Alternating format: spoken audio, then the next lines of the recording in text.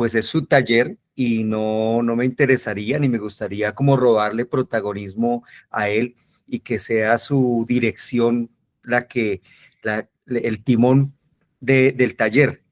Quiero comentar algo que me ha parecido muy valioso de este taller y es la posibilidad que han tenido las participantes de presentar sus poemas y recibir una corrección prácticamente minuciosa, ¿no?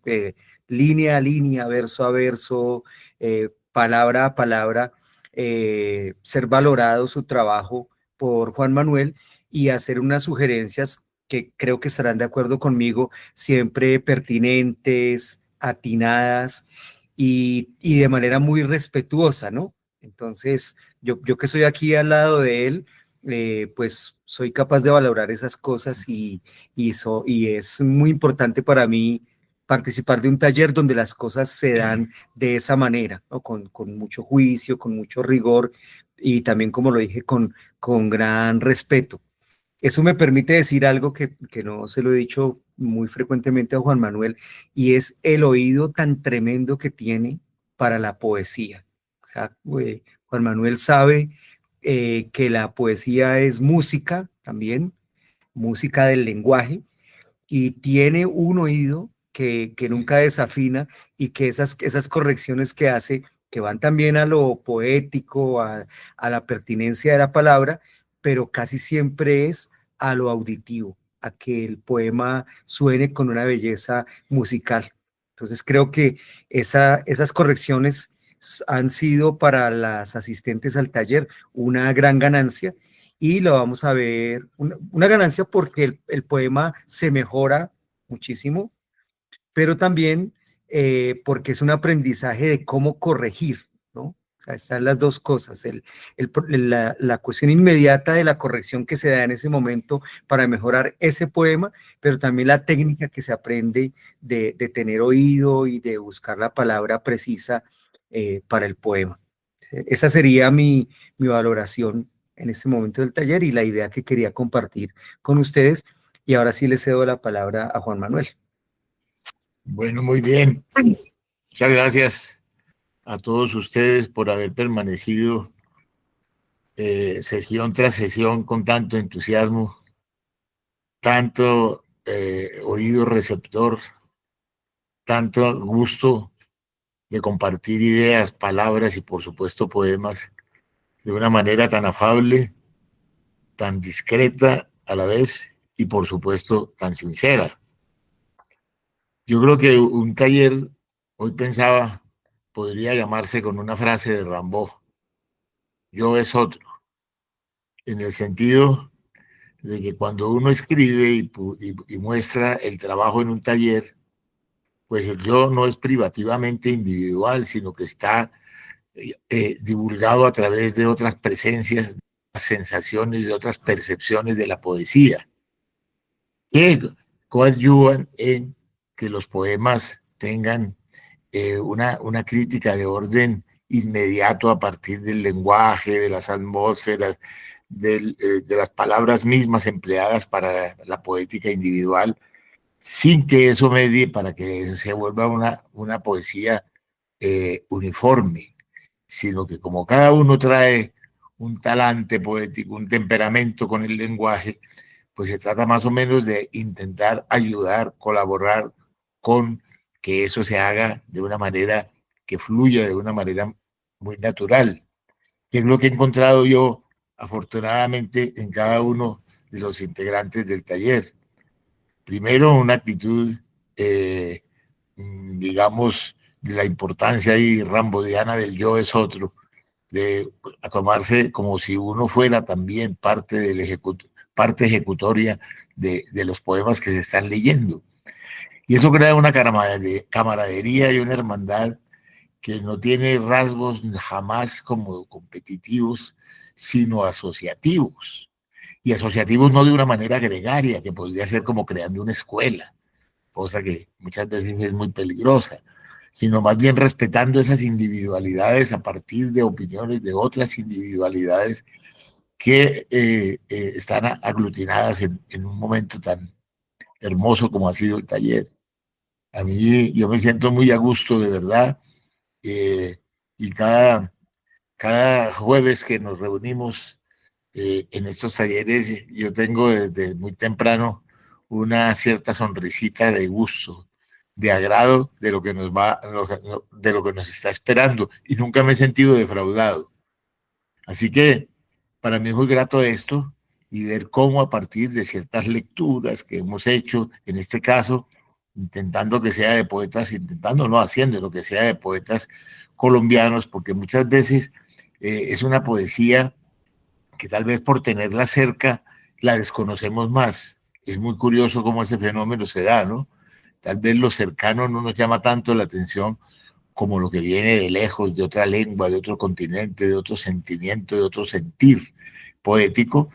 Entonces me parece que ha sido muy grato para mí el poder, digamos, crear un pequeño tejido de la palabra poética en nuestro país a partir de ciertos nombres, que de todas maneras creo que se validan esos nombres, la poesía, y a descubrir que muchas veces desconocemos muy buena parte de lo que hemos ejecutado en algo que estamos intentando hacer nosotros, que es poesía, desde un ámbito que vamos nacional, continental, de nuestra lengua, pero realizada en este país.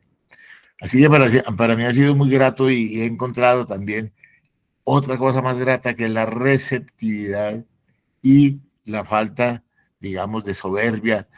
Muchas veces hay unos egos creativos, que esto lo hice yo y es así porque lo hice yo, cuando realmente el coloquio que tenemos es muy edificante porque no es impositivo, sino la búsqueda de cómo reforzar una sensibilidad con el lenguaje, una sensibilidad temática y también una gran diferenciación. Yo creo que entre los poemas, por decir algo, de Beatriz Yanés Navas, que me ha sorprendido tanto, tan bellamente como todos y cada uno de ustedes, y los de María Alejandra, o de María, o María Gabriela, o en fin, son tonalidades afortunadamente muy distintas. Creo que el epicentro, lo que las une, es el rigor.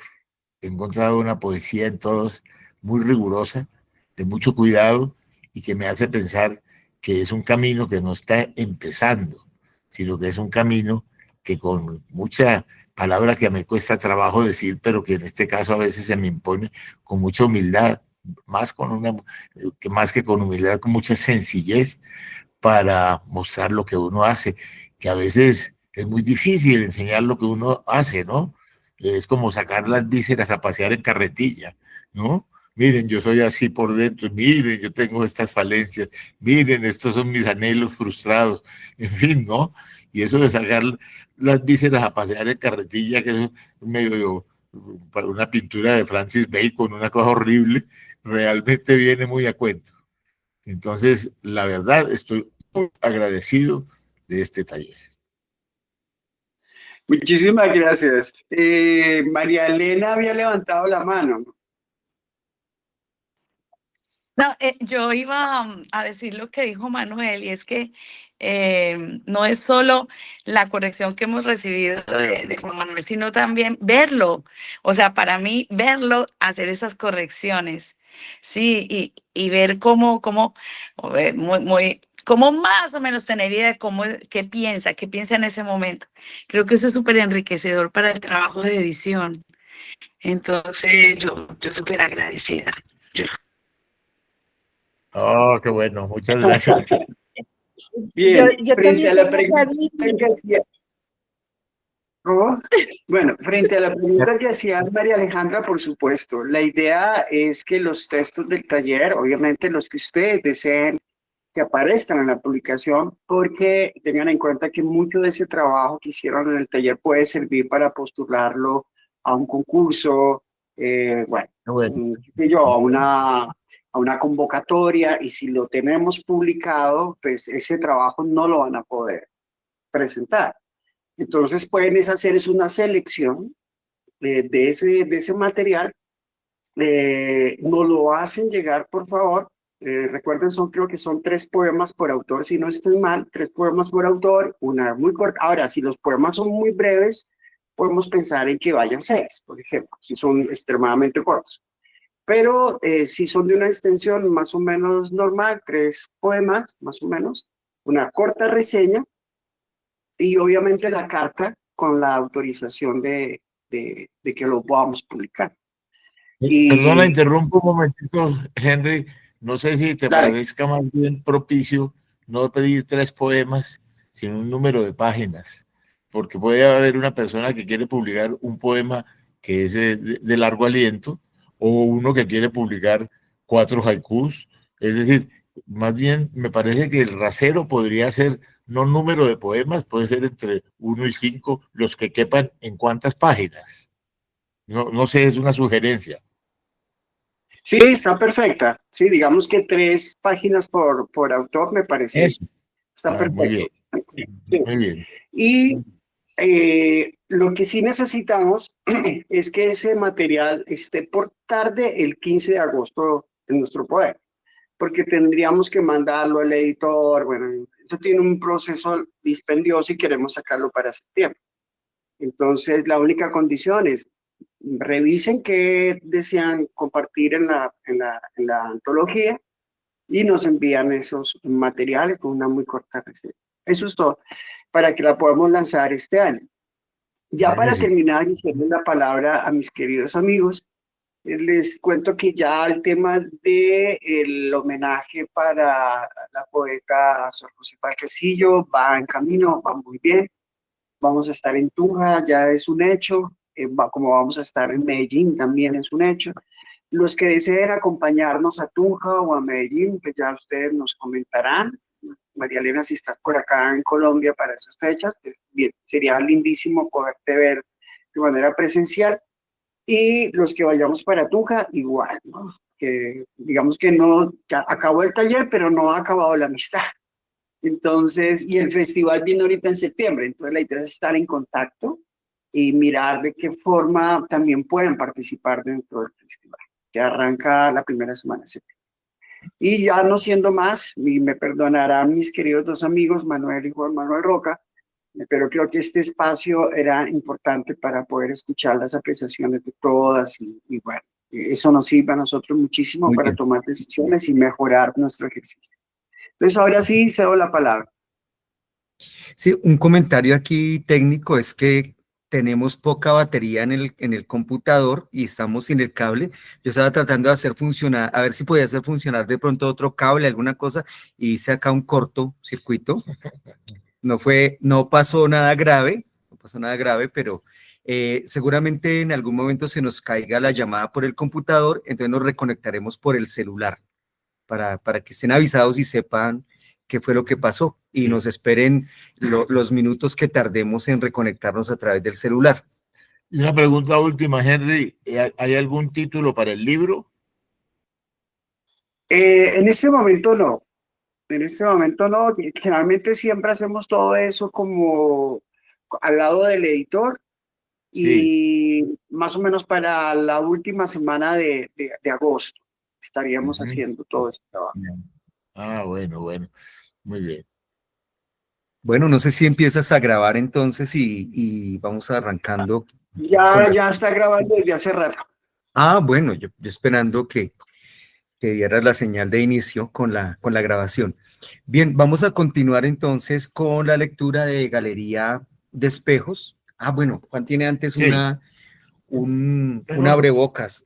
sí, es que a veces se me olvida, pero cuando me acuerdo, pues me entusiasmo pensando en que siempre deberíamos tener como un bocado inicial de un poeta, aunque no tenga necesariamente que ver con lo que estemos tratando, sino de un bello poema, sencillamente. Y en este caso me parece que hay un poeta de muchas resonancias, pero a veces de resonancias muy cerradas en un ámbito inclusive costumbrista, en lo cual también es muy bueno. Pero su gran libro, digamos, que es Poeta en Nueva York, me refiero a Federico García Lorca, es un libro, caramba, que uno lee a los poetas neoyorquinos de los años 70, Allen Ginsberg, Ferlinghetti, Gregory Corso, todos esos poetas beatniks, yo creo que nunca lograron penetrar tanto en el alma terrible y maravillosa de una ciudad, su ciudad como Nueva York. Como García Lorca, ese duende gitano y ese hombre, digamos, que viene de una España profunda al encuentro con Nueva York, también cambia radicalmente su poesía, ¿no? Que ya esa poesía precisamente de las coplas, en fin, y de los temas muy bellamente tratados por él en relación con España, al contacto con esa ciudad terrible y maravillosa a la vez, produce Poeta en Nueva York.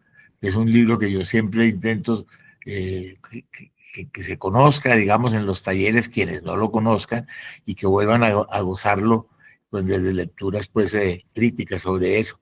Pero en este caso, bueno, voy a leer un poema de él y arrancamos ya el taller. El poema de él que quiero leer hoy, que es de Poeta en Nueva York, tiene que ver con un segmento que él llama odas.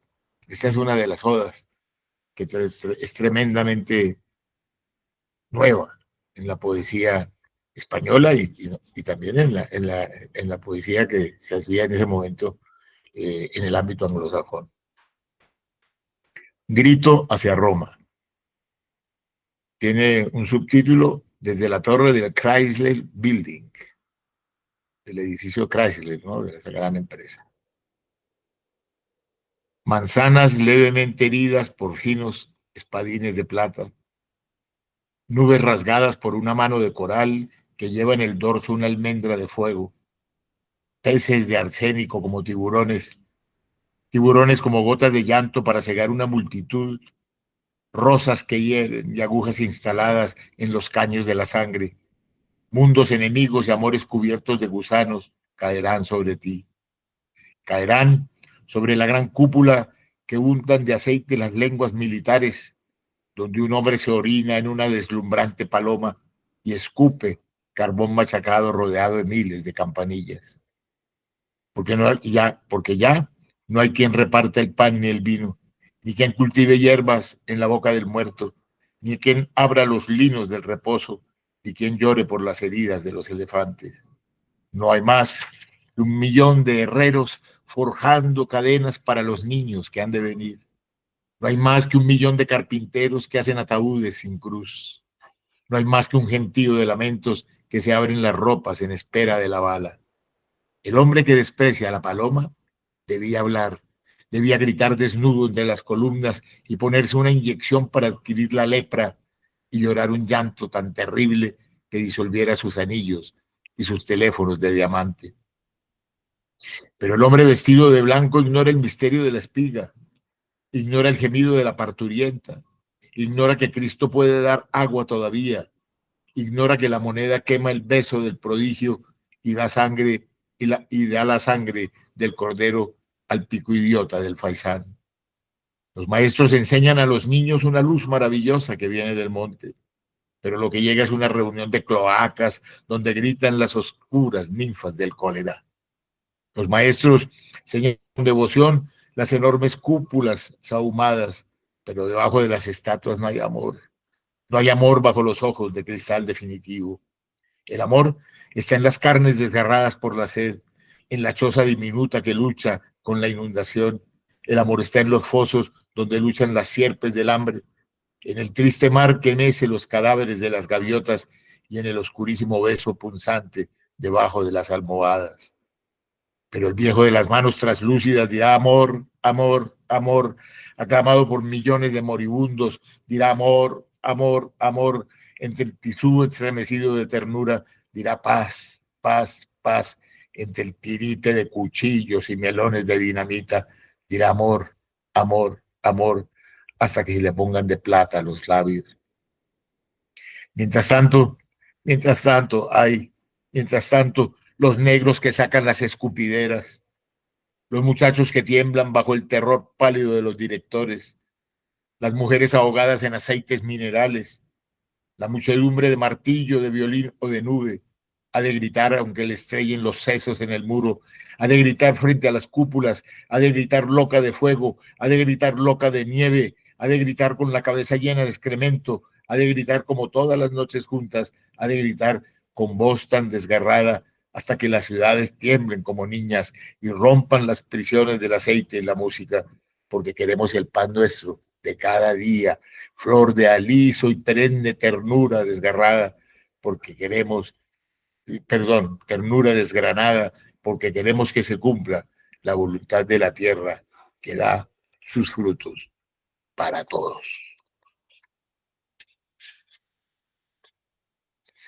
Yo creo que es un poema conmovedor, ¿no? Es entrar en la savia y en la naturaleza de una ciudad maravillosa y terrible. Y cómo ve lo terrible desde un ámbito surreal, ¿no? Esas imágenes, pues, vistas desde un edificio, desde la modernidad, cerca a Wall Street, que Wall Street es el centro del mundo. Por eso, digamos, si los Estados Unidos en este momento estuviera en favor de Palestina y no de sus invasores, si llegara a pasar eso, sencillamente al otro día Wall Street estaba en Tel Aviv. Ese es el poder tan radical de Sion. Y yo creo que todo eso está conjugado en la poética de Poeta en Nueva York, de García Lorca. Ese es un poema que de pronto no es el epicentro, no lo busco es porque me parece que es donde encuentra esa palabra latigante, fustigante contra una ciudad inclemente, donde crece la rosa y la pústula en el mismo territorio y él puede verlas al mismo tiempo. Creo que vale mucho la pena volver a recordar Poeta en Nueva York de Federico García Lorca y digamos que como postre, si puede ser un postre tan amargo, tan ácido, tan pimentoso y tan terrible como Poeta en Nueva York, como postre del taller, les recomiendo mucho la lectura de este gran poeta y de este gran libro. Muy bien, muchas gracias, Juan Manuel. Vamos entonces a retornar a nuestro estudio de la literatura colombiana, de la poesía colombiana, de mano de los ensayos de Juan Manuel, con tres poetas hoy, Jorge Gaitán Durán, Carlos Obregón y Óscar Hernández. Creo que van a ser muy reveladores en nuestro taller. Voy a comenzar a compartir pantalla para que podamos trabajar juntos esa lectura. Bueno, entonces vamos a leer 3 pequeños capítulos sobre estos 3 poetas ya mencionados por Manuel. Y diciendo una cosa, por ejemplo, no se lee lo suficiente a Jorge Gaitán Durán, un hombre además que condujo el país a la modernidad desde su revista Mito, donde escribieron los grandes de América Latina, donde publicó por primera vez cosas de García Márquez, entre otros. Y, por supuesto, de otros 2 poetas extraordinarios que casi no tienen presencia en la poesía colombiana. Uno es Carlos Obregón, que francamente a veces no está ni en las antologías de la gran poesía colombiana, un hombre muy evasivo, y con un camino pedregoso que lo condujo como a tantos otros al suicidio. Y es un poeta prácticamente ignorado y olvidado, como diría Jorge Salamea. Y Óscar Hernández, que es un poeta antioqueño, nacido en 1925, que tiene una cosa maravillosa, su libro Las Contadas Palabras nos da una lección de economía del lenguaje, perdón por la palabra economía, de ascetismo del lenguaje, más bien, ¿no? Y vamos a entrar entonces a leer los 3 capitulitos que hay ahí sobre esos 3 poetas. Arrancamos pues con Jorge Gaitán Durán. Sí, es que no me da... ¿No te va? Hay como un error en el compartir de la pantalla, no sé qué está pasando. Que la batería se está volando. Se estaba viendo bien, Manuel. Sí. Sí, Bueno. estaba viéndose bien. Sí, yo voy a alcanzar a ver también. Bueno, vamos a ver. Pero está pronto a apagarse el computador, entonces ahora sí, nos va a tocar migrar al celular en breve. En breve, sí. Jorge Gaitán Durán, Entre Pedregales y Jardines. Gaitán nació en Pamplona, norte de Santander, en 1924. No, vas a tener que usar el libro. libro. Bueno, voy a usar el libro. El computador nos está fallando. No baja. No se deja mover, no sé por qué. Aquí está. A ver, más antes. Ahí. Bueno, entonces corramos un poquito el computador para allá. Jorge Gaitán Durán, entre Pedregales y Jardines. Nacido en Pamplona, norte de Santander, 1924, y muerto en Pointe-à-Pitre, en Guadalupe, la isla de Guadalupe. Un accidente, mató en 1962.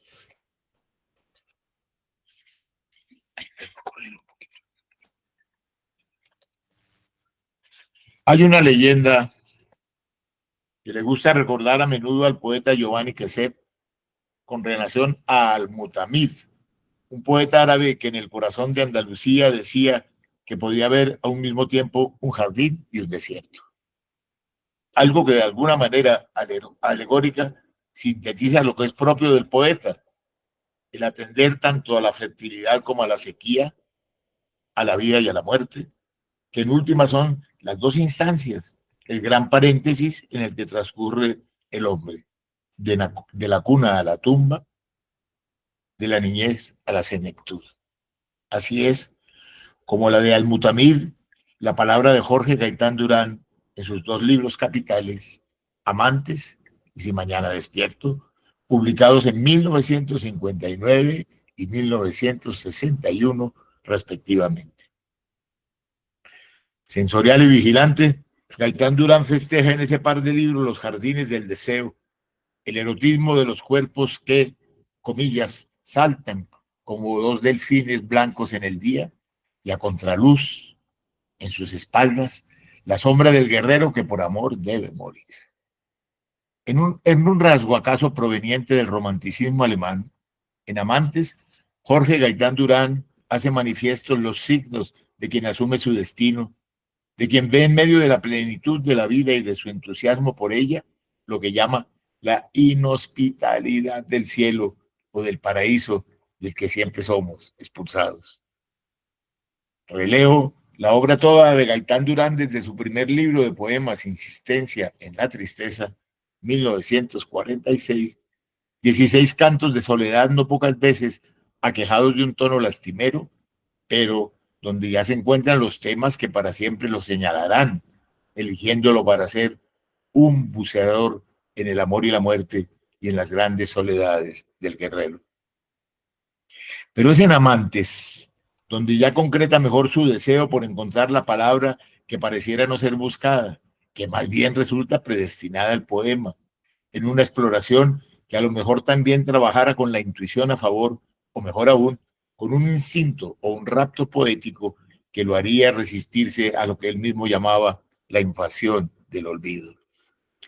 Es necesario recordar sus formidables textos de la Revolución Invisible de 1959, una serie de reflexiones ancladas en la realidad política y económica del país, escritos de manera aguda y crítica durante la repartija del Frente Nacional en el mismo año de Amantes, lo que revela su enorme capacidad intelectual y artística. Esa capacidad crítica e independiente le ganó muchos opositores, gentes que aún sin conocerlo, como le ocurrió en su momento a José Asunción Silva, intentaron cercarlo a punta de calumnias y maledicencias. Esta especie de conjura participaba tanto la medianía literaria que envidiaba su revista, como los dos bandos políticos liberales y conservadores que negociaban entre ellos el poder, los clanes que tenían intereses en que no hablara, no se hablara del fracaso de los partidos políticos, lo mismo que los militantes del Partido Comunista, a quienes encontraba cortos de mira, oportunistas y parroquiales. Gaitán hablaba con desilusión de nuestro comunismo municipal.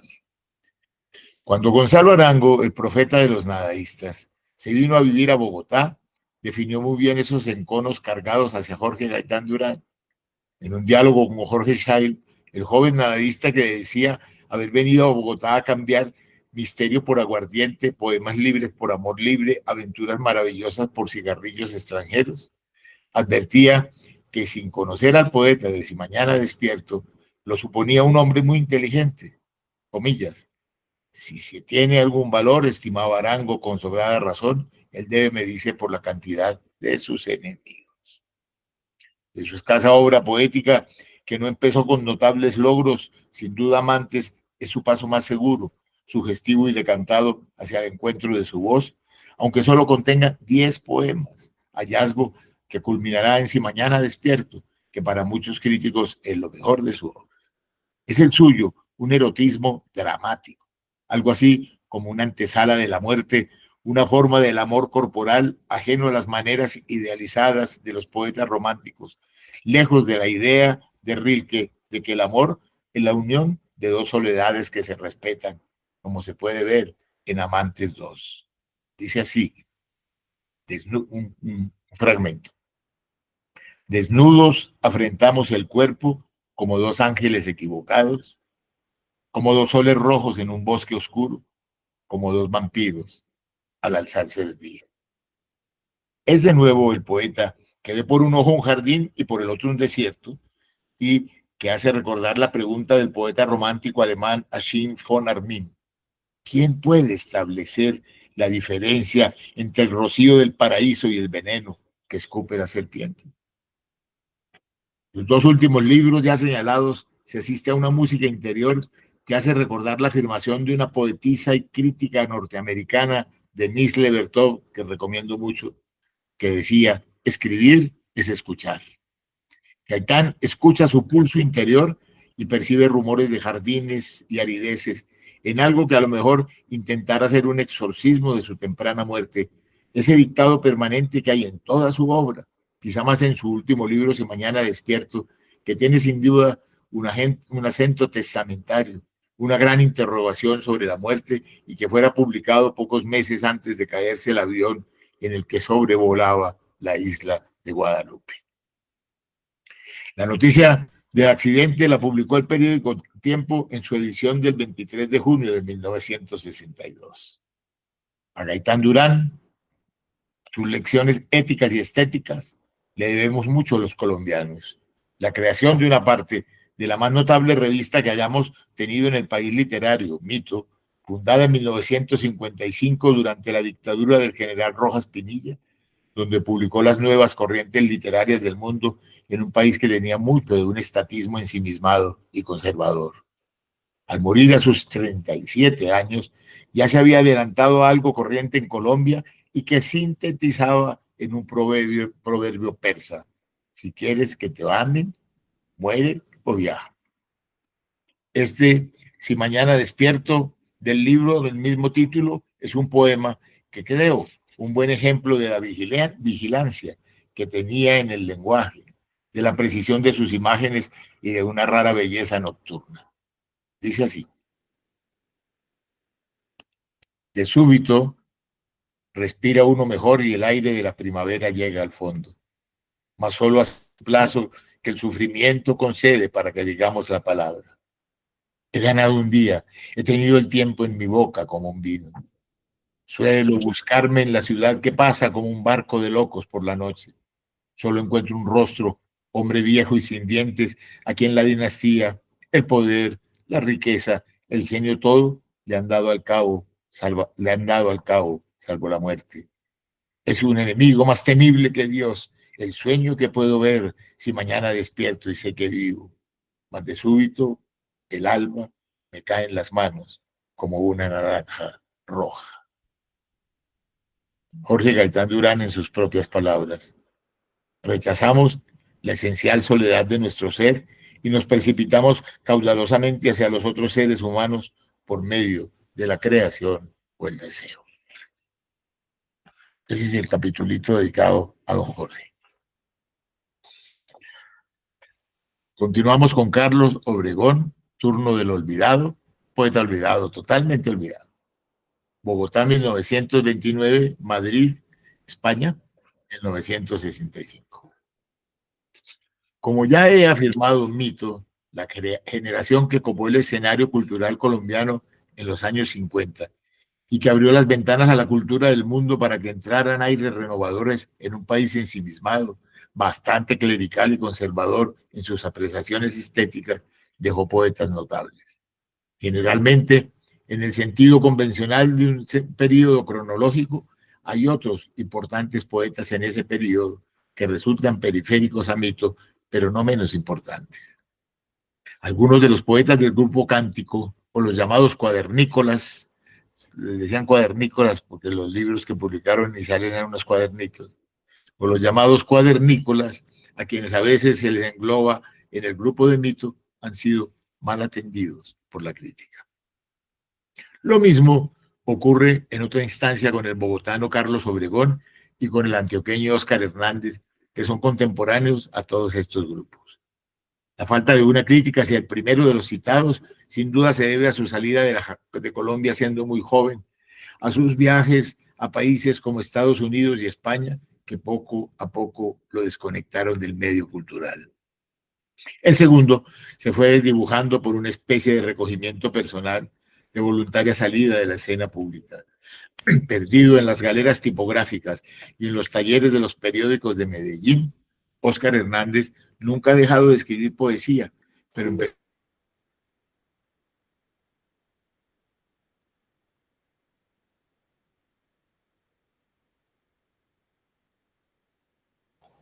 Creo que se nos fue. Se nos congeló. Sí, creo que se van a tener que... Ya volvieron. Creo que ya se Ya volvieron, Ya. sí. Ya lo volvió a conectar Manuel. Sí, aquí están de nuevo. ahora vamos por el celular, pero bueno. Bueno, vale. Aquí estamos siguiendo la lectura. Bueno. La falta de una crítica hacia el primero de los citados sin duda se debe a la salida de Colombia siendo muy joven, a sus viajes a países como Estados Unidos y España, que poco a poco lo desconectaron del medio cultural. El segundo, que es Óscar Hernández, se fue desdibujando por una especie de recogimiento personal de voluntaria salida de la escena pública.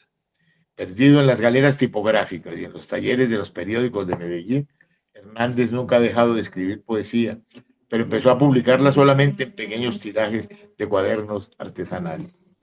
Coetáneo del grupo Mito y autor de su primer libro por los mismos años en que sus más claros representantes, Jorge Gaitán Durán y Eduardo Cote Lamus, publicaran sus obras iniciales, Carlos Obregón ha sido una figura más que olvidada, desconocida, quizá el mejor secreto guardado de la poesía colombiana.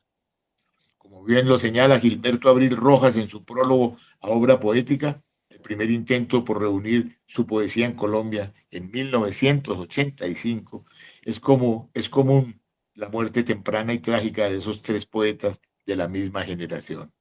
Gaitán Durán en un accidente de aviación, Cote Lamus en un accidente automovilístico y Carlos Obregón, que se suicida a sus 33 años, el 3 de enero de 1963.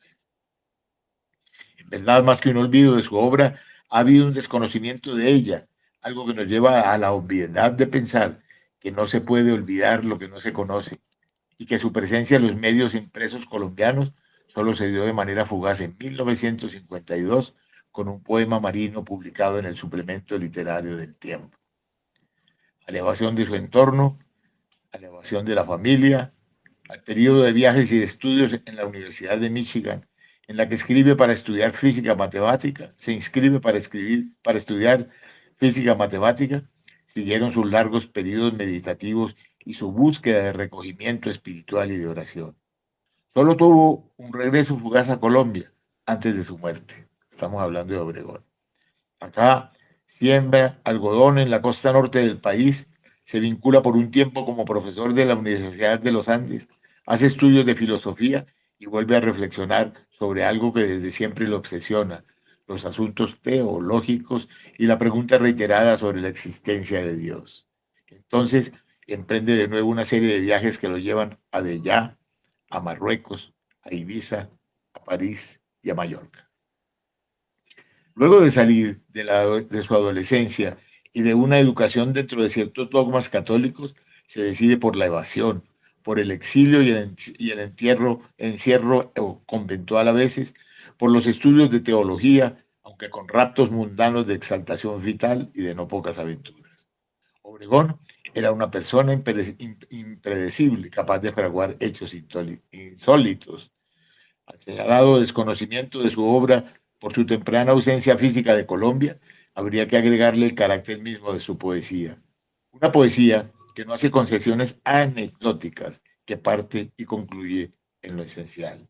Esto lo mira con precisión un joven poeta colombiano, Santiago Espinosa, cuando dice que Obregón sacrifica la anécdota y la máscara para legarnos su plenitud existencial. Antes de que los poetas nadaístas provocaran un incidente calificado de sacrilegio en un congreso católico de Medellín, Carlos Obregón, en compañía de Gonzalo Torrente Malvido, el hijo del novelista español Gonzalo Torrente Ballester, lo cuenta muy bien Marisa Torrente Malvido en el epílogo estuario que publicamos en la Universidad de Colombia, roba unas cuantas hostias. No se sabe bien en dónde, si en alguna iglesia o en algún seminario.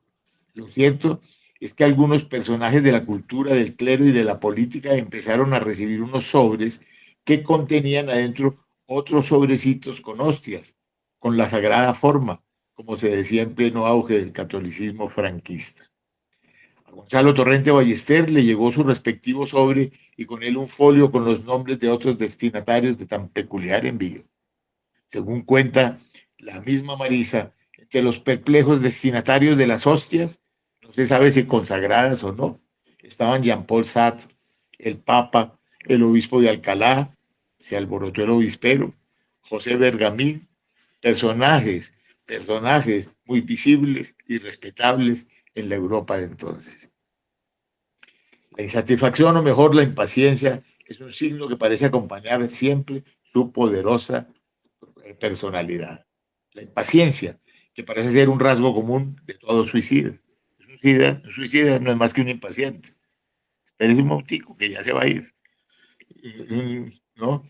En su breve vida, Obregón dejó solo 2 libros publicados, 2 pequeños volúmenes de un tono personal en lo que se rastrean las huellas de sus preocupaciones místicas, sus preguntas ontológicas, su anhelo de trascender. Distancia destruida, de 1957, y Estuario, de 1961, son sus 2 libros publicados en España. Carlos Obregón vivió los padecimientos de los claustros religiosos tras una juventud disipada y expansiva y tuvo repetidas crisis religiosas. Una de esas crisis lo condujo al suicidio a la edad de 33 años en la España que había adoptado para su exilio espiritual. Comillas, cada instante trae consigo su exilio, diría en uno de sus poemas. Y es que, como afirma el poeta y ensayista Víctor López Rache, en esa poesía del exilio es una experiencia convincente, un estado mental y sensible, un desprendimiento del alma. Con solo 2 libros y unos cuantos poemas inéditos que suman quizás un centenar de páginas, Carlos Obregón apenas ahora, propiciado y celebrado por escritores de mi generación, empieza a ser considerado como uno de los grandes poetas latinoamericanos involucrado a una vertiente elusiva, simbolista si se quiere. Este es un poema emblemático de su escritura, Días del Monje. Lo que veo es muy sencillo, pero lo que no veo es aún más sencillo.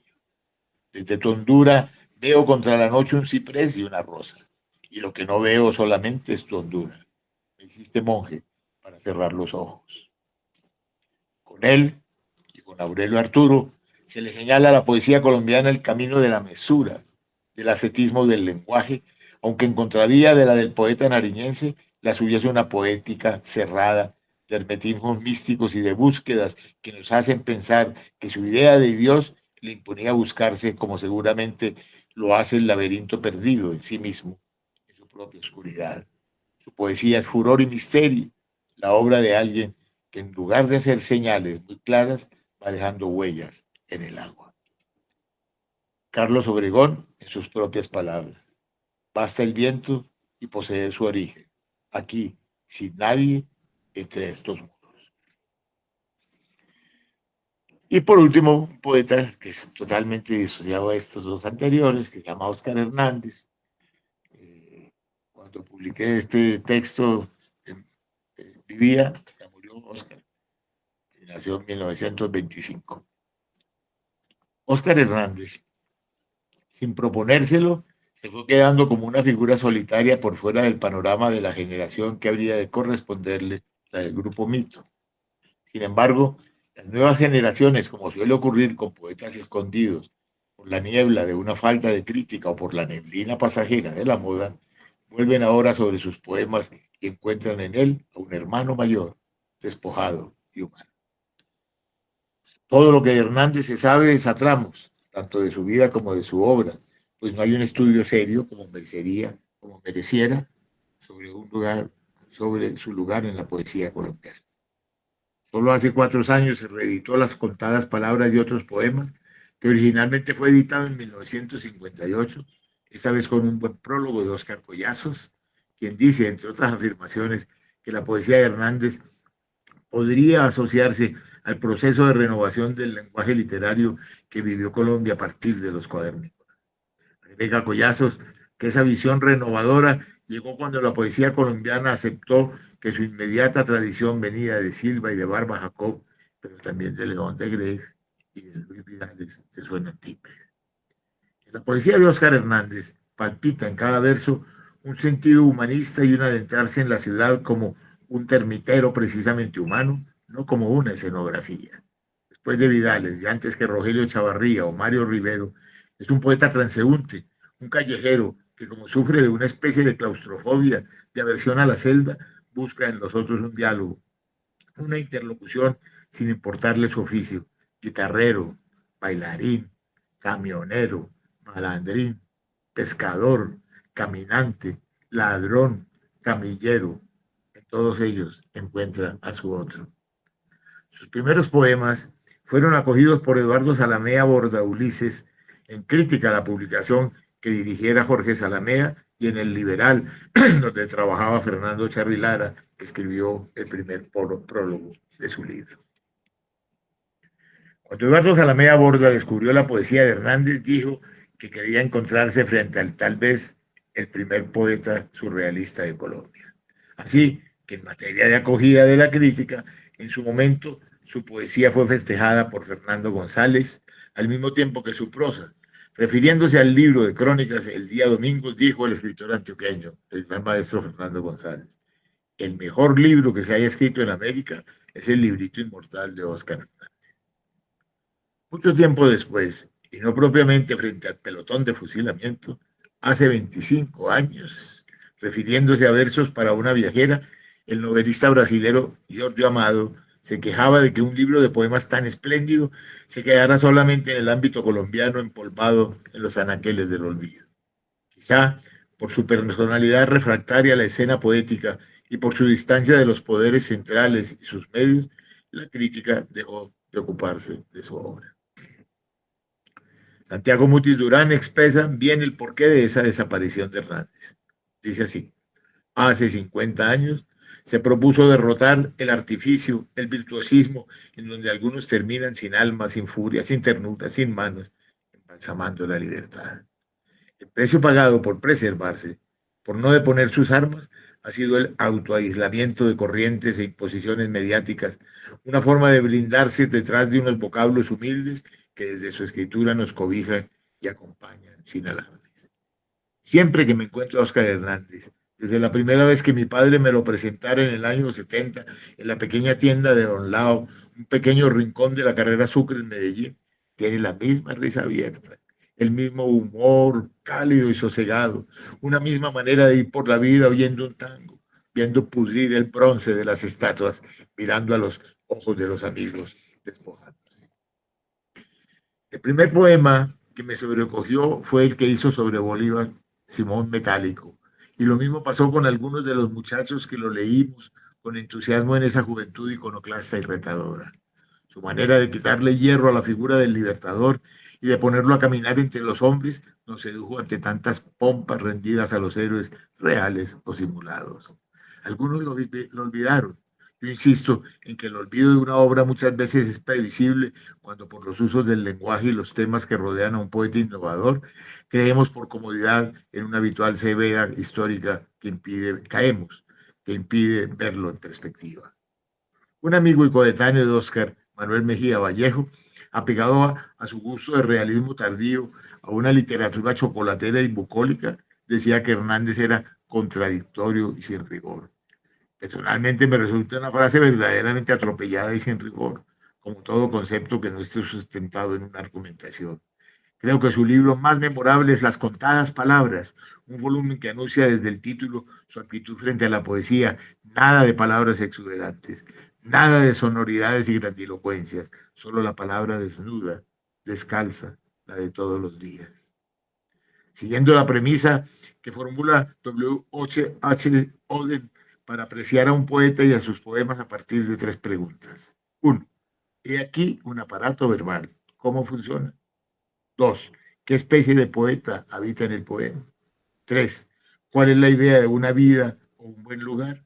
Me atrevería a responder que estas serían las posibles respuestas para Óscar Hernández. 1. Los aparatos verbales de Óscar Hernández, como califica Oden a los poemas, funcionan por un acople de lo que ve y de lo que siente, por cierto aspecto argumental o narrativo que no excluye la visión de un hombre corriente. 2. En sus poemas habita alguien que aspira a no apisonar su condición humana por la idea de que el poeta pudiera ser un ser, entre comillas, superior. 3. Su idea de una buena vida la creo muy sencilla, sin grandes aspiraciones ni exotismo, una charla entre amigos, una copa bebida lentamente, el paisaje humano de los rostros humanos más que el paisaje de la campiña o de una granja productiva, todo con la banda sonora de un tango dulce amargo. Un poema de él, Las contadas palabras, dice así. Escribe, hermano, escribe para que hagamos un poema, pero ha de ser escrito con las manos, con nuestras manos de hombre. ¿Y por qué así un poema con tan pocas palabras? Porque todas las cosas deben hacerse así como Dios hizo el mundo, con su fe, con sus ojos y con su voluntad. Además, conocemos apenas muy contadas palabras. Sabemos 2 o 3 o 4, hombre, caballo, alambre, arroz. Que digan los poetas, atardecer, crepúsculo, navío. Nosotros no entendemos más que 4 palabras, la última es arroz. Hay que escribir para los hombres, para el ladrón y para el santo. Los hombres del mundo dicen sencillamente hombre, caballo, alambre, arroz. Que este poema, hermano, sea claro a los ojos de los que no comprenden atardecer, crepúsculo, navío. Es que todos los hombres iguales a nosotros entienden solamente hombre, caballo, alambre, arroz. Desde la humilde esquina de mi casa, mi mano grande dice adiós y se mueve en el aire para todos. Decid conmigo, amigos, hombre, caballo, alambre, arroz. Tengo la impresión de que Hernández no acude casi nunca a la metáfora que en griego se sabe quiere decir trasladar de un lado a otro y por medio de comparaciones crear una tercera realidad, como si de entrada supiera que toda palabra tiene un nacimiento metafórico. Así, por ejemplo, Luis Vidales compara el mar con una carpintería por la cantidad de madera que éste arroja desde su garlopa secreta a las playas del mundo. La metáfora, esa imagen, la metáfora en esa imagen nace por la comparación del mar con una carpintería. Pero en Hernández no existe ese recurso tan válido y poderoso. Él solo atiende a que hay metáforas congeladas en el habla, escondidas en el lenguaje común. Borges celebra la metáfora cotidiana que dice, para hablar de la generosidad hay que echar la casa por la ventana, como si toda una construcción pudiera devorarse a sí misma para arrojarse a la calle por un ventanal, en una muestra de entrega a los demás, inclusive a las gentes desconocidas que pudieran pasar por la calle. Quiero insistir en que hablamos en metáforas y a veces no nos damos cuenta.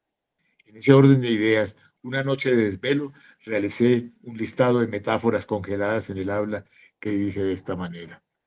Este es un texto que dije yo, juguetón, sobre las metáforas para un colegio y que me sirvió para incluirlo aquí. Para mostrar que todo lo que hablamos es una metáfora. El brazo del río jamás esgrime espadas. Los dientes de ajo no comen duraznos. El ojo de agua desconoce el monóculo. El cuello de botella no porta collares. La calle ciega no necesita lazarillo. La oreja del pocillo no escucha a Beethoven. Las manecillas del reloj no usan guantes en invierno.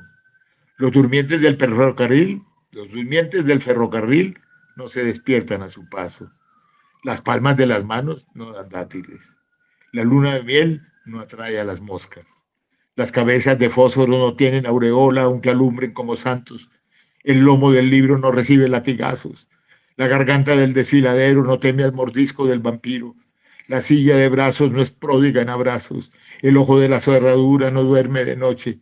El ojo de la aguja ni siquiera pestañea. La luna del espejo no altera sus fases.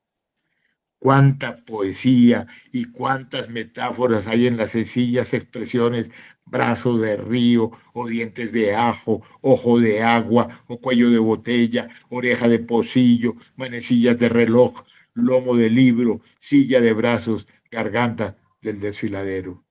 Tal vez por eso a Óscar Hernández le baste con decir hombre, caballo, alambre, arroz, para lograr con cada una de esas palabras describir un mundo y habitarlo. Óscar Hernández en sus propias palabras. Está la casa sola, mi casa de barro lateral y sus paredes duras para el sueño, y otra casa, la del que vive al lado, casa de Óscar Hernández, habitada por nadie. Tan.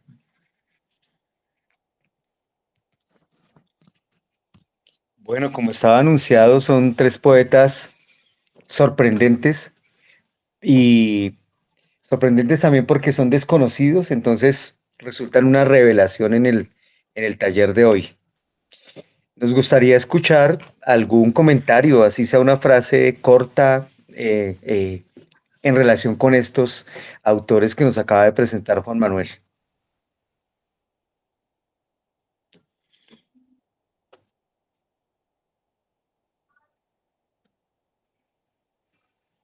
Pues para mí todo es nuevo.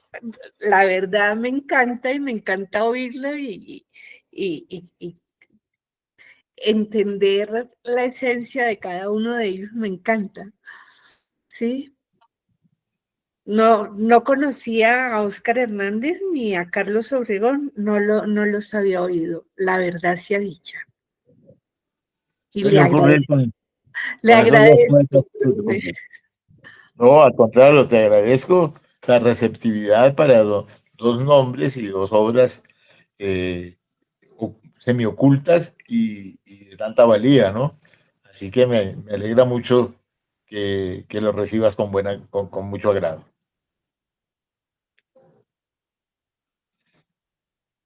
¿Alguien más se pronuncia? María Alejandra. Bueno, pues nuevamente muchas gracias, con ganas de terminar de leer el libro. Sé que no lo vamos a poder escuchar del maestro Juan Manuel, pero con muchas ganas de imaginarme su voz hasta el final de las páginas del libro. También estaba mirando por allí que Carlos está también editado por la Universidad Nacional en 2004, creo, algo. Entonces creo que, bueno, voy a buscarlo. Sí, ahí dice en el libro que tuvo una edición, sí. ¿Cómo no? Sí. Entonces todo eso son datos importantes, como dice Beatriz.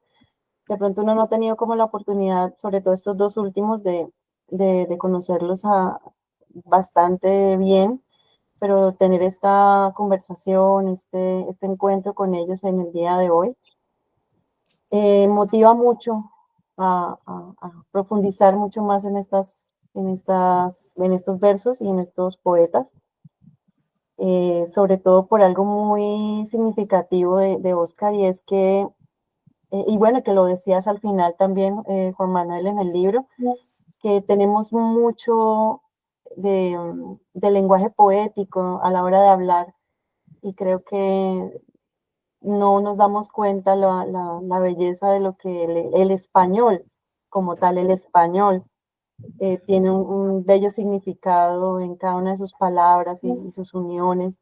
Entonces hay que darle un poco más de sentido y de resignificación a nuestro lenguaje. Entonces, muchas gracias, Juan Manuel, por por esta oportunidad.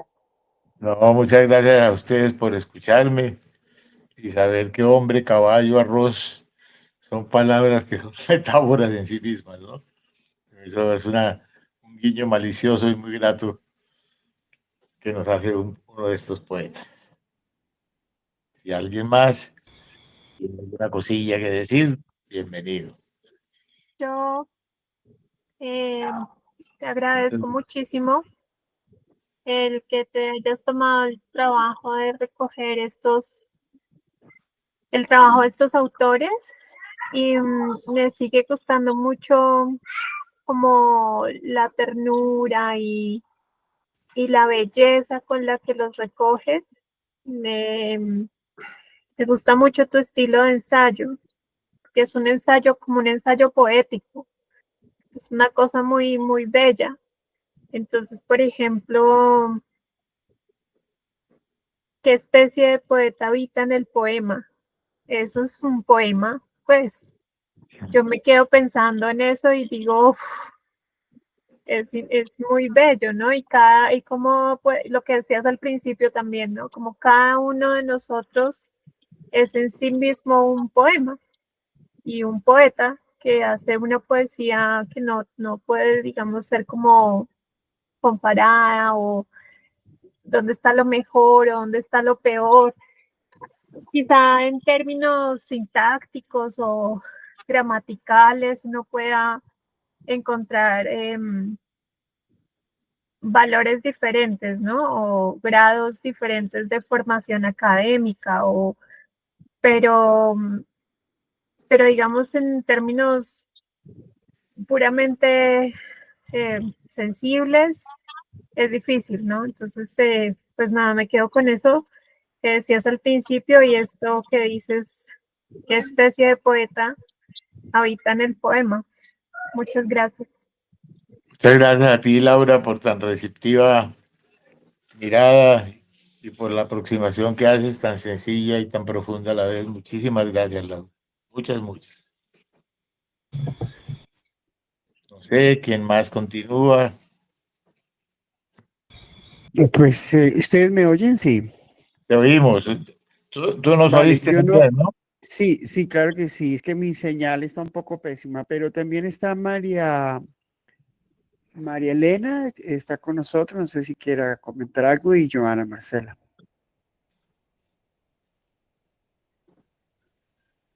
Cualquiera de las dos que dé un paso adelante.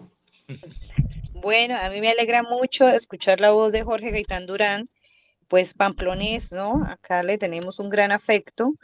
Tu paisano, tu paisano. Paisanos, sí señor, pero les cuento que acá, por ejemplo, pues reeditar la obra que se ha intentado no se ha podido por problemas pues de derechos de autor con la familia, que no los han querido ceder para reeditar.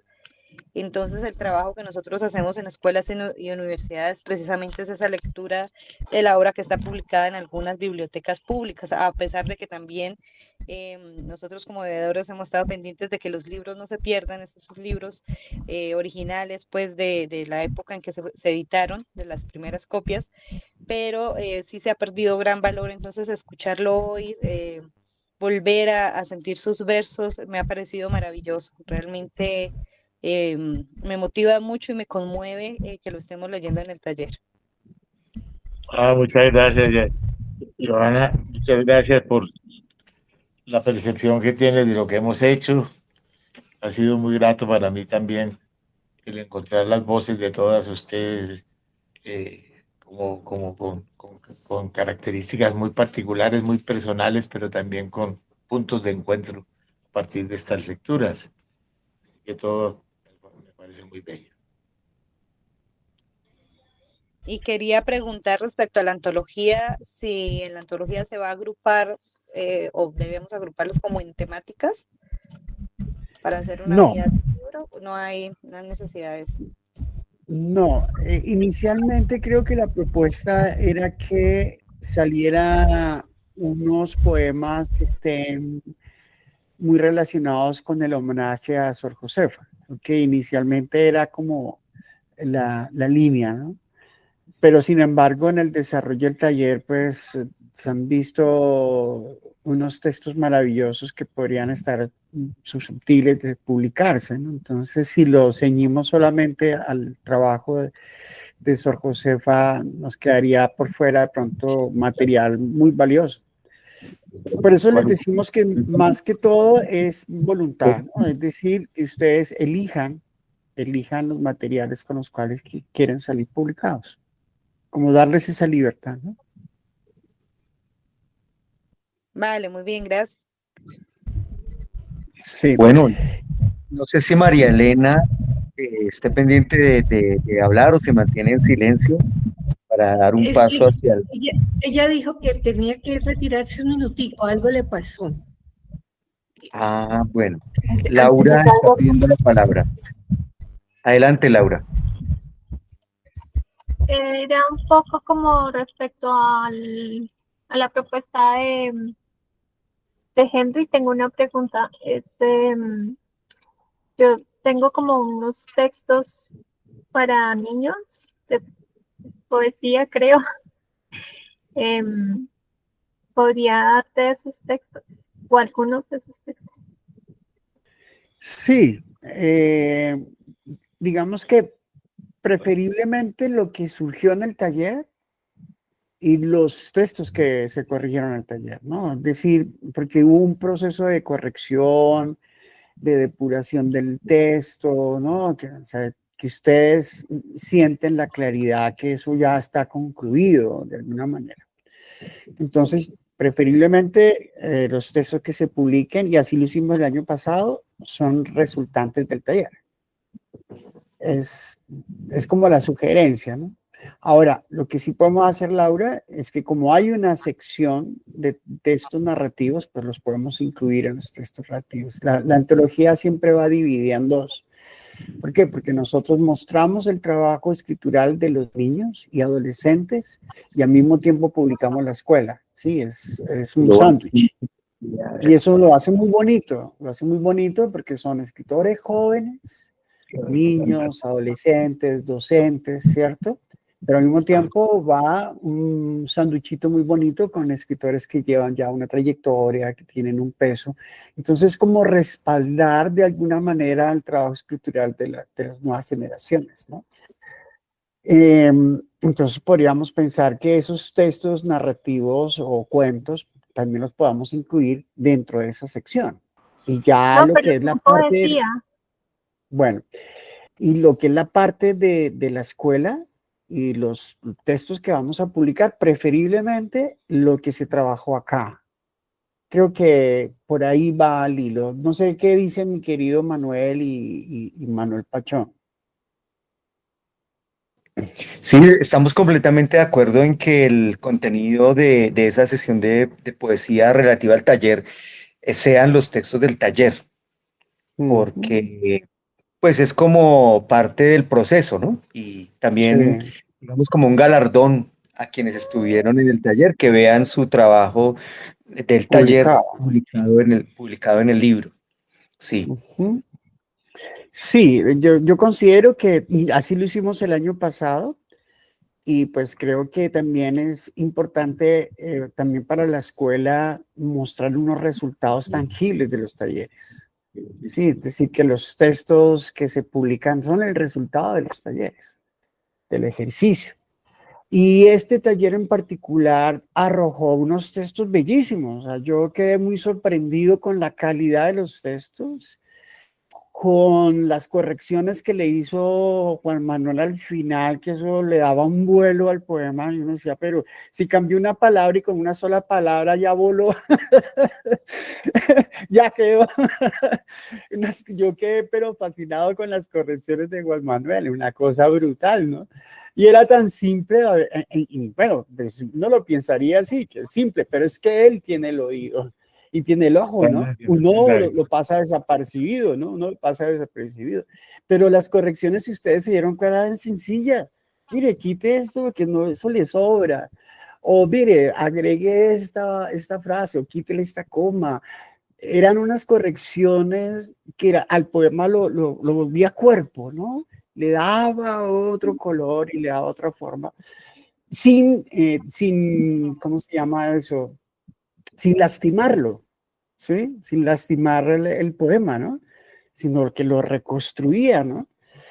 Entonces, aquí salieron unos textos bellísimos, bellísimos, y con las correcciones de Juan Manuel quedaron potenciales, o sea, quedaron muy buenos textos. Entonces, por eso sí, como que la insistencia es, ojalá que lo que presenten para la antología, pues sean los textos que se desarrollaron en el taller.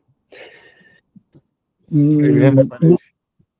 sí, Bueno, Henry había bueno, propuesto que por tratarse de la última sesión hiciéramos un brindis y sí, vamos a acoger la propuesta pidiendo a cada una de las participantes que para cerrar ya la sesión de hoy y para clausurar el taller nos brinden un poema cada una para simplemente para escucharlo y que sea un brindis con poemas, ya que no podemos chocar las copas y aquí apenas estamos tomando agüita embotellada, Sí. pero nos podemos embriagar de poesía con que cada una de ustedes nos regale alguno de sus poemas Perfecto. para hacer un cierre bien bonito. Mientras tanto, vamos a fingir que nos consolamos con el agua y que somos hidrólatras.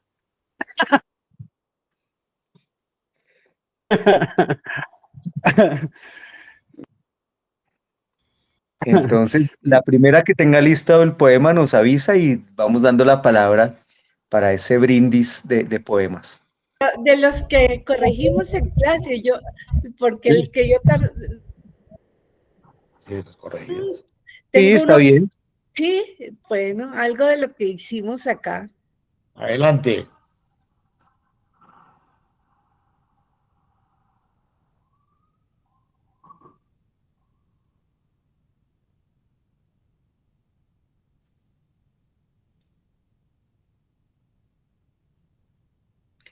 ¿Quién empieza? Henry, le quería Bien, pedir un favor. Me voy a Yo puedo leer. Sí. Entonces, sí, para ver si me puedo entrar desde el computador. ¿qué, Mari? Dime. Es que voy a entrar desde el computador para poder compartir pantalla, entonces me permite entrar desde el computador. Ya solicité el Claro, permiso. claro que sí, yo te doy el acceso. Puedo leer yo si quieren, que lo tengo aquí. Por Es que estoy favor. fuera y Dale. no puedo compartir pantalla porque estoy en el computador, Sí, no es tan urgente lo de en compartir el celular. pantalla. Dale, dale con el poema. Bueno, se llama Nocturno. Me abandonaron mis fantasmas. Uno salió por el ojo de la cerradura. Otro desapareció sobre el lomo de un camaleón transparente. Uno, voraz, escondido en el revés de la palabra jamás, se borró, como si nunca hubiese sido trazo. El más pequeño, el ruidoso, arrastraba una caja de cubiertos desde la cocina hasta la puerta. Alineaba los tenedores en cruz, filo hacia arriba, orando para que yo no viera, descuidara mis pasos. Muchas veces lo logró. Anoche algo cambió. No hizo ruido. Dejó un solo tenedor boca abajo, el más grande. Sobre su jiba se deshizo en el aire, como quien cancela el dolor. Ahora sueño con los ojos abiertos. Del otro lado, sin cesar, parpadea el mundo. Muy bien, gracias. Gracias. Realmente hermoso, hermoso, hermoso, muy decantado, muy musical y unas imágenes muy justas, muy bello. Felicitaciones. Gracias, maestro. Muchas gracias. ¿Quién continúa?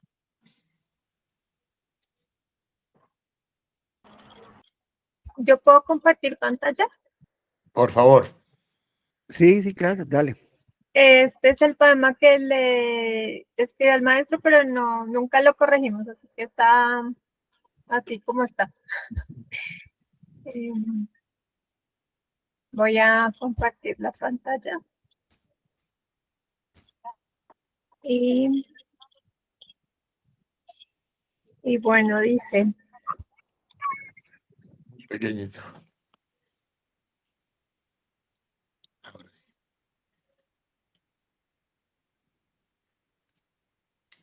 Te congelaste, Laurita.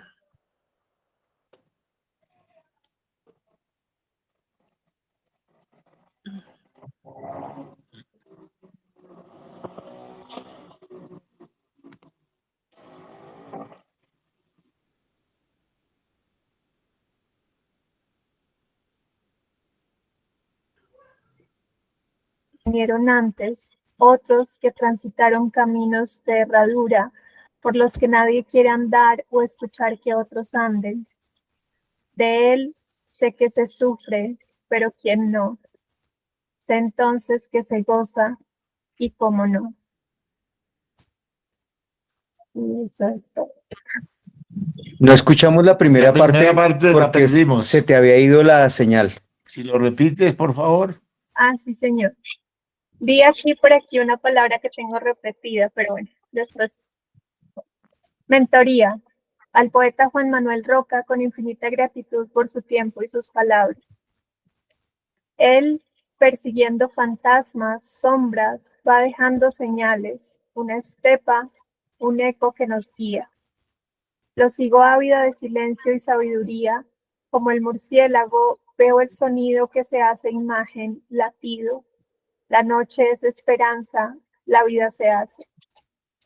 No alardea bienaventuranza, nos cuenta sobre otros que vinieron antes, otros que transitaron caminos de herradura por los que nadie quiere andar o escuchar que otros anden.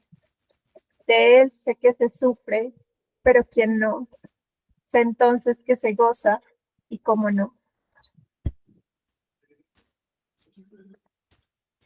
Muy bello, muy bello. Te recomiendo en el último verso ese C con mayúscula la S. Ok. C entonces, sí, porque viene después de esa interrogación, se ve mejor.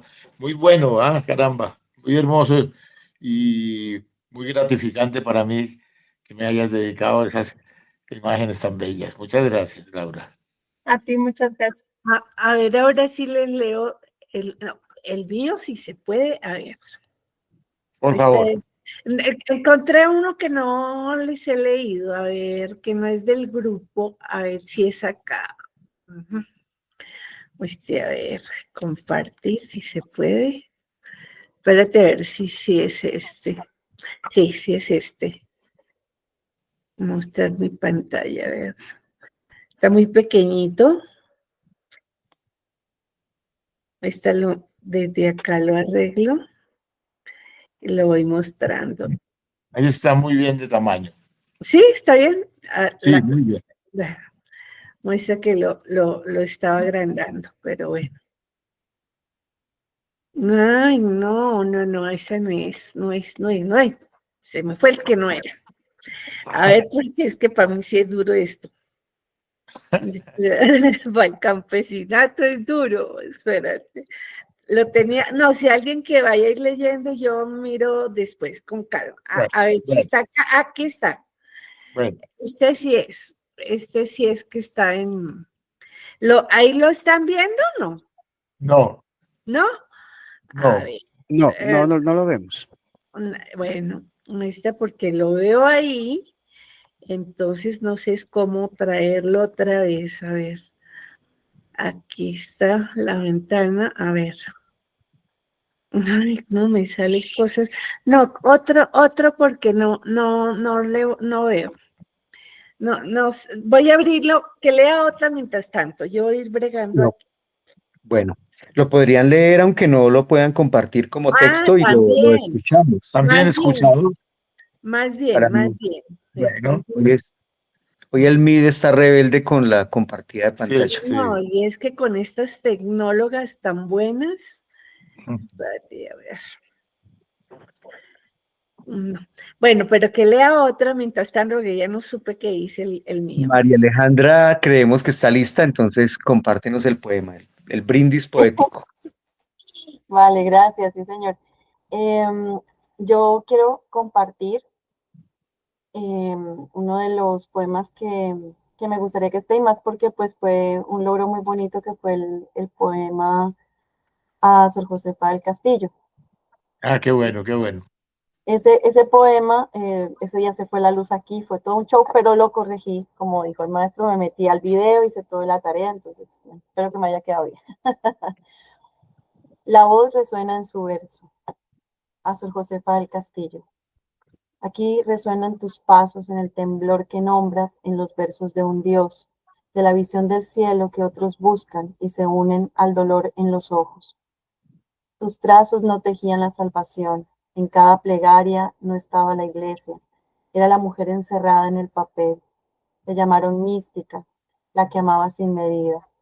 Tus palabras no eran de incienso, tus versos aún laten con un corazón que no aprendió a pegarse.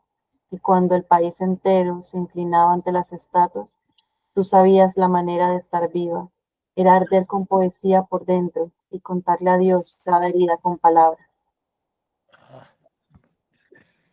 Me encanta. Gracias, maestro. Muy fluido, muy bello y muy preciso el lenguaje. Me encanta. Muchas gracias. Un abrazo de verdad. Muchas gracias. Para ti también. Un abrazo recíproco.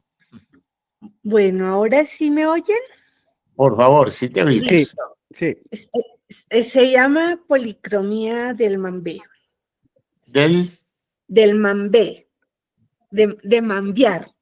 Ah, ya. De mambiar. Ya. Entre liconias, terminalias y bosques de igapós, jaguares con ojos movedizos, serpientes con cascabeles de olor, mambean. A sus antepasados invocan, imitan en colores el sonido de las guacamayas. Perdices nupciales y paujiles de picos azules comen bayas de jorco silvestre entre olores de coca y arumo quemado.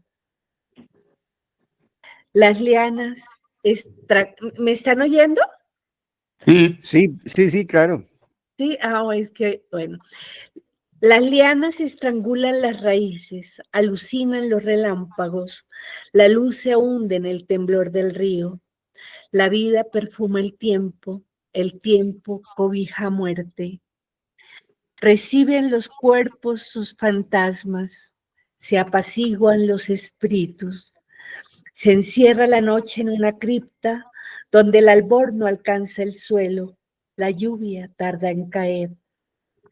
Solo se siente el movimiento de los helechos de agua, el miedo sembrado en los ojos rosados del yacaré.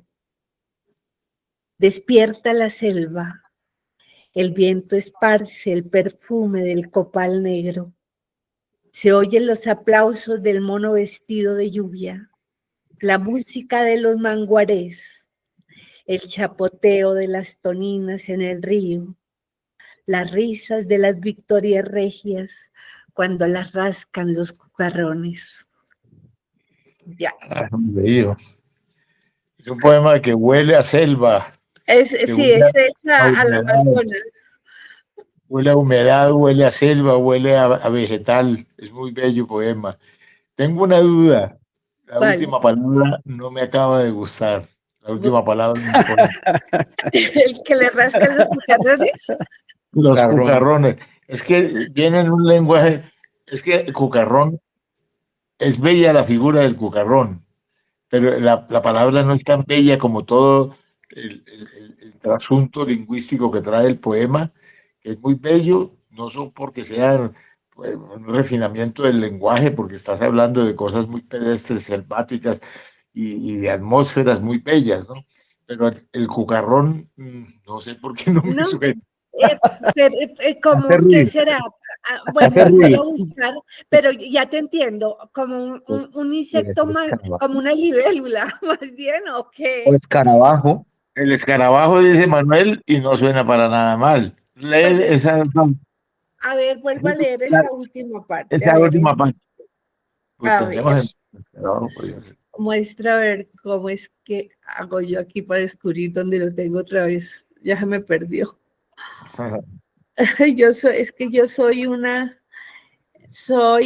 No, qué cosa, se me perdió, ya lo boté.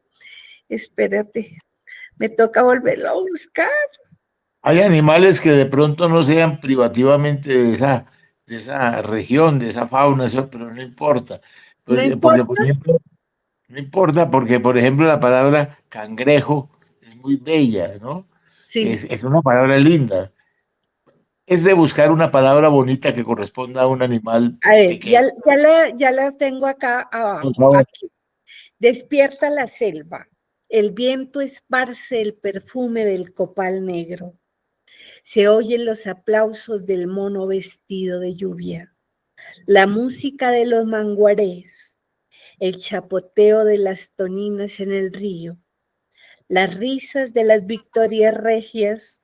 Ay, sí, cuando las rascan, tú dices, ¿cómo? ¿Qué fue lo que dijiste, Manuel? Escarabajo.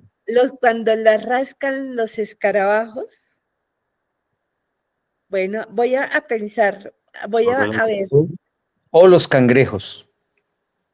cuando la rascan los cangrejos. Pero cangrejos allá sí yo no vi. No debe haber, pero eso no es tan importante.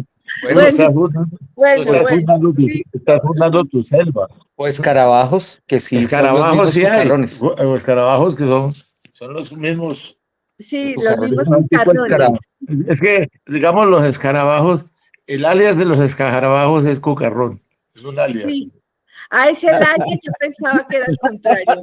Perfecto. Eso estuvo muy bueno. Listo. Y se oye muy bien con ese final. Escarabajo. Uy, bello. El escarabajo, listo. Laura sugiere la palabra nutrias para que la tengas en cuenta si cabe allí también de pronto. Gracias. Bueno, Listo. Nos queda faltando solo Joana Marcela, porque ya María Elena leyó, María sí, Alejandra también, solo nos cómo queda no. Joana. A ver, Joana, avanti. Bueno, voy a leerlo acá desde el celular. Muy bien. ¿Cómo se llama? Autopsia. Ah, Autopsia. sí. Autopsia. No gritó, murió de pie como un árbol envenenado desde la raíz. Nadie trajo flores, nadie cavó una tumba, solo quedó allí desnudo, inmóvil sobre la mesa. El cadáver tenía el pecho abierto como si la bala saliera de adentro. En su mano, aún tibia, un reloj parado, la forma fantasma del corazón que dejó de latir. El amor fue un disparo de ida y vuelta, y ahora recojo los restos para que no digas que no hubo amor, que no hubo cuerpo, que nadie salió herido en esta guerra de dos. Me gusta mucho, mucho, mucho, mucho. No sé el final de dos. En esta guerra. ¿En esta guerra? Sí, léelo hasta allí. Los tres últimos versos finalizando en guerra, a ver cómo te suena. Bueno. Y ahora recojo los restos para que no digas que no hubo amor, que no hubo cuerpo, que nadie salió herido en esta guerra. Sí, sí. Sí, mejora. Sí que Juan Manuel tiene un ojo. Lo leí mucho para traerlo y no. Es increíble. Es muy bello. ¿Y cómo es el título del poema? Autopsia. Ah, sí, muy bien. ¿Y no es mejor con el artículo? No, autopsia. Autopsia está bien. Sí, autopsia está muy bien. Laura nos quiere decir algo, escuchémosla. Era una pregunta, pero no sé si todavía se pueden hacer preguntas. Claro que sí. Claro. Pregunta de última hora. Pregunta de última hora, sí. Es con respecto a una imagen en el poema de Joana. Ella dice que el reloj se detiene como si fuera el corazón. Es necesario que ella aclare eso. ¿Lo leo otra vez, el verso? Dale. En su mano, aún tibia, un reloj parado, la forma fantasma del corazón que dejó de latir. Está bien. Suena bien, ¿no? Sí, suena bien. Súper, muchas gracias.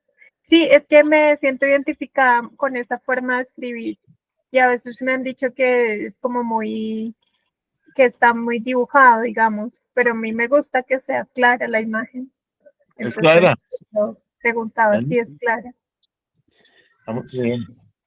Muy bien. Bueno, estimados, creo que estamos llegando a nuestro cierre. Como Sí. siempre, un agradecimiento muy especial para Juan Manuel, para Manuel Pachón, para los participantes, pero pues en especial para estos dos que están ahí detrás del cañón, aportando pues todo lo que es su experiencia y los años que tienen ahí trabajando la poesía y la literatura. Entonces, un agradecimiento especial. Yo pensaría que nos debemos un encuentro presencial. Yo creo Recuerden igual. Recuerda que tenemos el festival como excusa, entonces sería Sí. como el medio ideal para vernos, ya sea en Tunja, ya sea en Medellín, ya sea en Fusagasugá, pero vamos a estar en contacto.